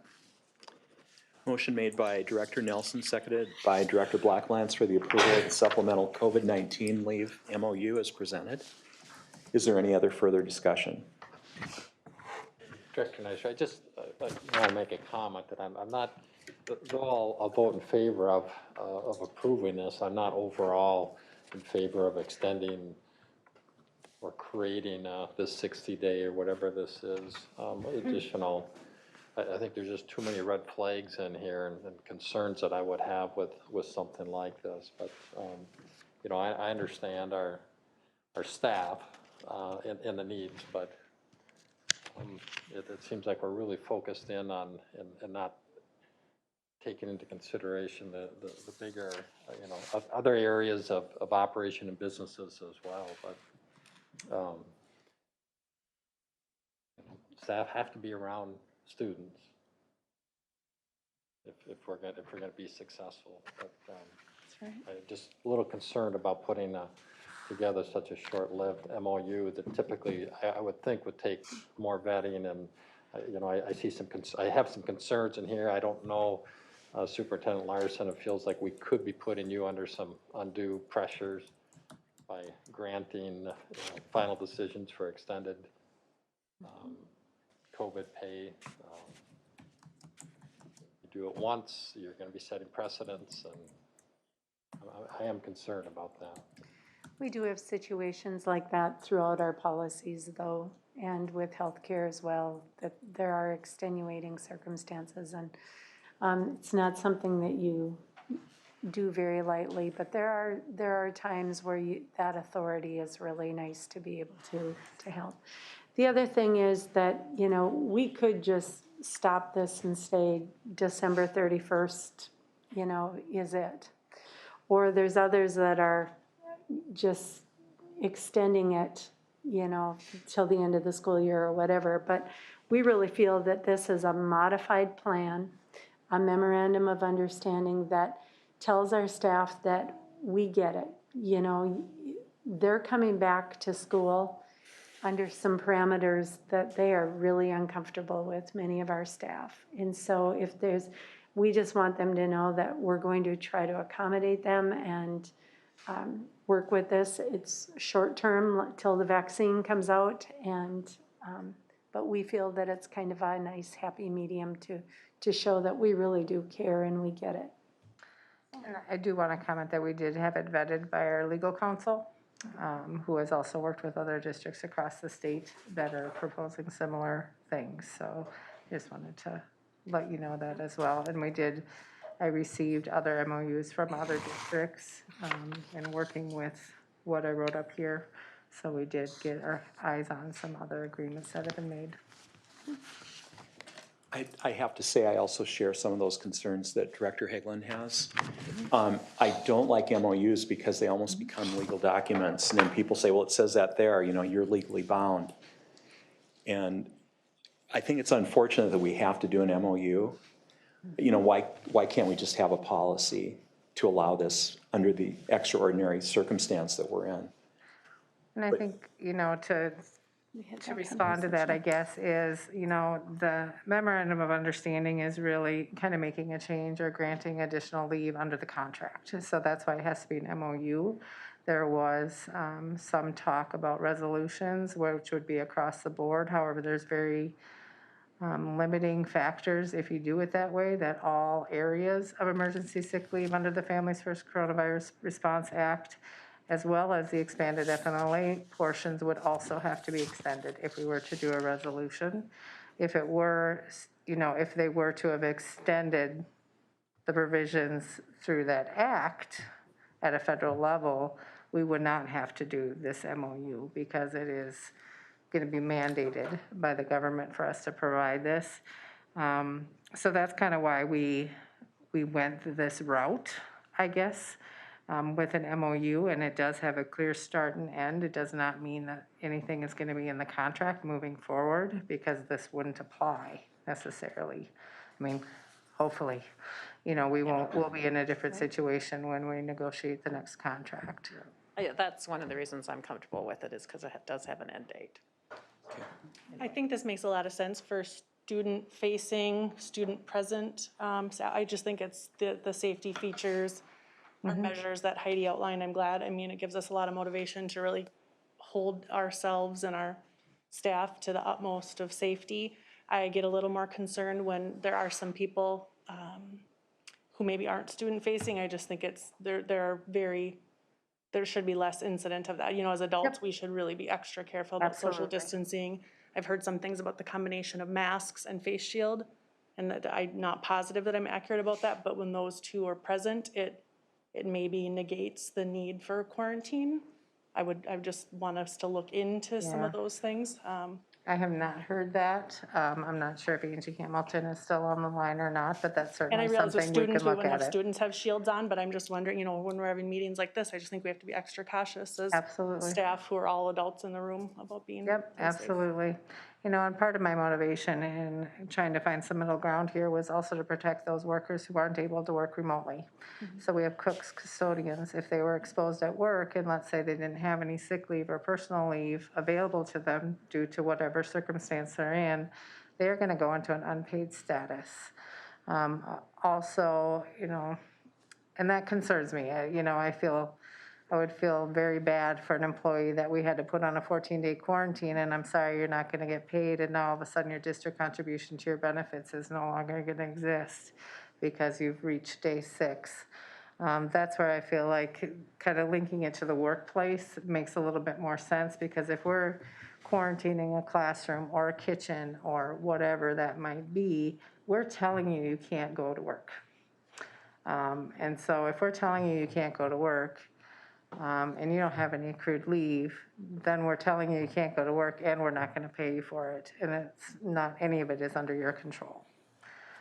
So those were kind of the people that I was cognizant of as I was looking at this. A lot of our employees currently are able to work remotely because we have been teaching students remotely, you know, all school year. So there is work to be done, but there are certain employee groups that don't have that option, and there are certain employees who don't have internet at home that aren't able to access that opportunity as well. So just wanted to comment on that. I believe that many of us around this table lead people in our professional lives as well, as I do.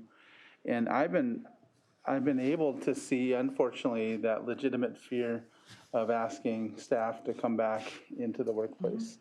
And that fear not just being for their own physical safety or their own health, but also potentially being the top wage earner in their family or their household. And that particular fear, if that is taken away from them. I feel that this is an important step that we can do as a school district to stand behind those employees that have to go to school, have to go to work, or do go to work, choose to go to work, despite that fear. And if this can help alleviate some of that and help fill in some of those gaps potentially for them, I'm all for it. Should we vote on the motion then? Is any other? Okay, so we do have a motion on the floor. And so all those in favor, say aye. Aye. Opposed, like sign. Motion passes unanimously. Thank you. Thank you. We've now come to the portion of our meeting that is the informational. First up is the Brainerd Public Schools Foundation, and I have replaced my good friend Reed Campbell on that board. We met today, and the big thing that happens this time of year is the big event. So that was the majority of the conversation. The board is very busy getting donations, and there's other things involved, raffles. They also have to figure out how to do this in a virtual environment. However, there will be a presence at the Legacy out at Craigens, and they can have 25% capacity, and it has to do with gambling laws with the raffle. You have to allow people to go and watch it physically if they so want to, but the board felt that most people would still watch it at home. So I encourage anyone, if you have something to donate, or if you know someone or a business that can donate something, they would really appreciate that. And then they talked about scholarships. Senior Recognition Night will be in May, and so they're also working on that. So a lot of good things happening right now with the Public Schools Foundation. Excuse me, when is the deadline for the donations? I'm sure they would take it right up, but probably the end of this week. Oh. Yeah, just so they can get it listed. Because I think they're going to start listing it online probably next week or even this weekend. But they will still continue to take donations. You still could get it next week and you'd be okay. Yeah. And the big event will be on February 6th.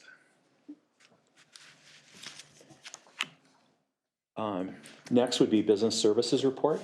Marcy?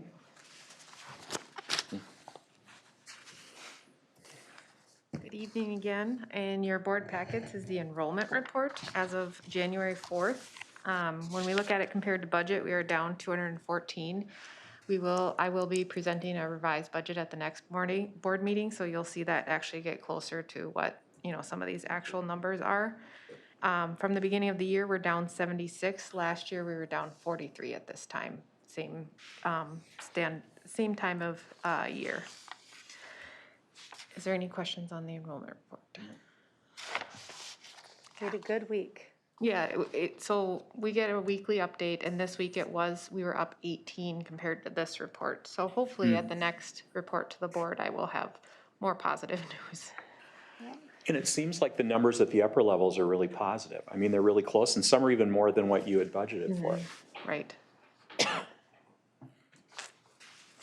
All right, and then also in the board packet was the financial report. I normally don't really comment because it's all the same, but for the new board members, I will just make a couple notes. General fund is very consistent to what we had last year. Food service fund is down, and that's due to just a change in the activities with distance learning and the meal kits. We are seeing a dramatic decrease from budget compared to last year.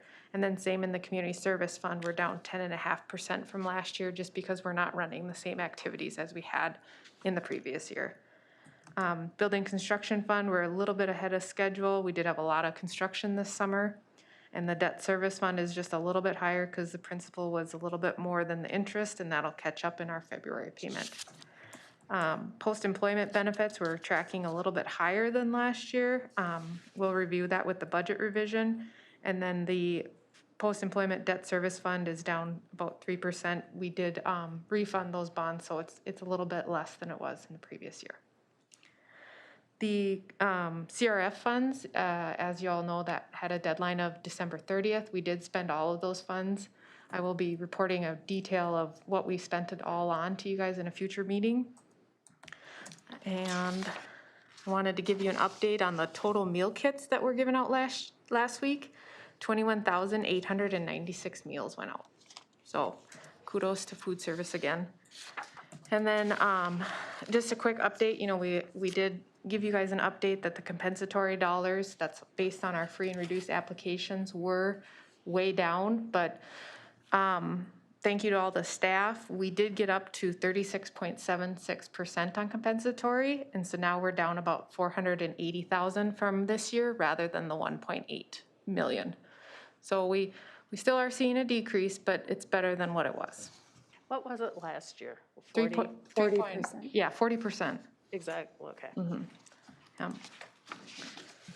And that's all I have for you. Is there any questions? What was the percentage when we were down 1.8 million? Were we at 20%? 28, I believe. 28, and so they got it up to 36.76. So you know they worked hard to get people to turn in their paperwork. So good work to you too. Marcy, in the recent stimulus package, was there any care money that will be coming to us as a school district? I have not received any details on that yet. They said that it's going to be dispersed to the states, and then the states will share what we get. So I have no details Okay. on that new funding yet. But the possibility that we will get funding. And I did want to, I know with the prior agenda item, the emergency sick leave is not allowed to come out of those funds, but the subs are, just so you know. When we have to have a sub come in because that person's out on their sick leave, we can take the subs out of the CARES funds. So. Great.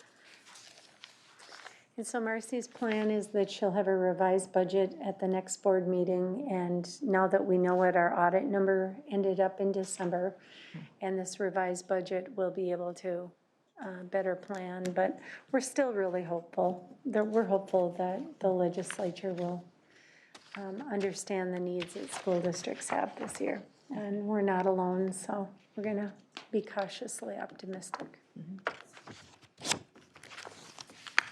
Thanks, Marcy. Thank you. Okay, next we have superintendent's report. All right, most of the things that I had highlighted have been touched on. So mostly I just want to talk about some of the dates that are ahead of us. The MSBA Leadership Conference, it's really disappointing this year that we can't all go to that conference. It's such an educational opportunity for all of us to work together and go to different sessions and stuff, but we'll look forward to next year. And especially our new board members too. Absolutely. They couldn't Yeah. do that in person. It's incredible. Yeah. And so they're having it this year on Thursday evenings on the 14th, 21st, and 28th. If anyone wants to join and watch, you can. There's still sessions that you can take and participate in. On the 19th of January, we have project oversight at 8 o'clock, and we'll have our equity task force that afternoon at 2 o'clock. And so that would be Charles, who is on that task force. Again, as they said, we will have a virtual bid opening for South Campus on Thursday, the 21st of January at 2 o'clock. And we will get you kind of the pinpointed numbers that we're hoping to be under when we do the bidding process. And it's always kind of a fun thing to be here, so it's disappointing that we can't all be here, but we can still go through that process together. I can't even explain how excited I am that 54 individuals have already gone through South Campus and they're lining up tours with different contractors. That's a good sign for us, and so we're going to keep our fingers crossed on that. Also, on the 25th then at 4 o'clock, if you want to tour the new Warrior Early Learning Center, they will give us a tour at 4, and at approximately 4:30, probably more like 4:45, we'll go to Lowell, just because of the distance to travel, and then we'll have our board meeting at 6 o'clock. And then the February 8th meeting, we will have an optional tour of the high school and the Performing Arts Center before that board meeting. So we'll catch you up on some of the really great projects that are going on. And as Chair Nystrom just said, the Brainerd Public School Foundation big event is Hook, Line, and Sinker.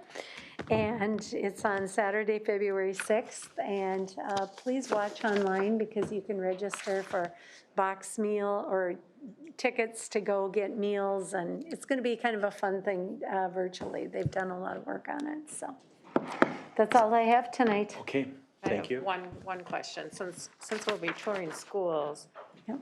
will our actual board meeting afterwards be here? I would think that would make more sense rather than virtual. Oh, yeah, but we still will have the virtual option so the public can do that. But we will have, as long as you're comfortable coming in and doing this, we can be on site. This is about as many people as we can have in here, a few more, within the square footage of this room. But virtual is available too if you can't make it for some reason, so, yeah. Yep, great, Okay. thanks. Well, you've seen the dates in front of you. Our next regularly scheduled board meeting will be at 6 p.m. on January 25th. Is there any other business that someone would like to present? Hearing none, I'll take a motion to adjourn. So moved. Second. Okay. We have a first by Director Nelson, second by Director Blacklance to adjourn. All those in favor, say aye. Aye. Opposed, like sign. We're adjourned.